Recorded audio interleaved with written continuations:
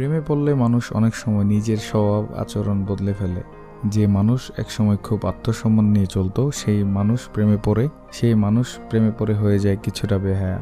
এই বেহায়াপনা কোনো নেতিবাচক বিষয় নয়, বরং একটি তার ভালোবাসার গভীরতা প্রকাশ করে। ভালোবাসার মানুষটি অবহেলা করলেও, কষ্ট দিলেও সে মানুষটিকে ছেড়ে যাওয়ার সিদ্ধান্ত নিতে পারে না। কারণ প্রেমে পড়লে মানুষ একরকম আশার জালে আটকে যায়। সেই জাল খুব নরম কিন্তু খুব শক্তিশালী।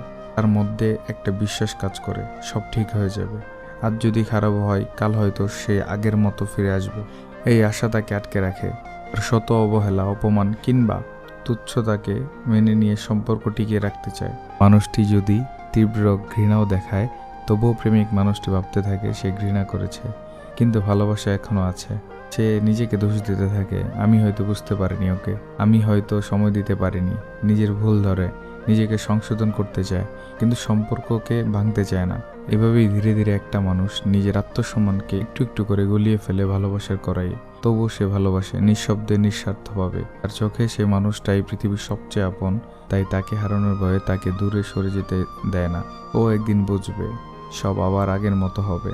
কিন্তু বাস্তবতা হলো, এই ধরনের প্রেম একপাক্ষিক হয়ে ওঠে, মানুষের ভেতরে ভেতরে ভেঙে পড়ে। সে বাইরে স্বাভাবিক দেখালেও তার ভেতরে এক একটা অংশ ধ্বংস হয়ে যায়। তবুও সে চলে যেতে পারে না, কারণ হৃদয়ের টানটা যুক্তির চেয়ে বেশি শক্তিশালী। এই হলো প্রেমের বাস্তব রূপ, যেখানে ভালোবাসা মানেই সবসময় সুখ নয়, বরং অনেক সময় একা সহ্য করা, অপেক্ষা করা আর হার না মানার লড়াই।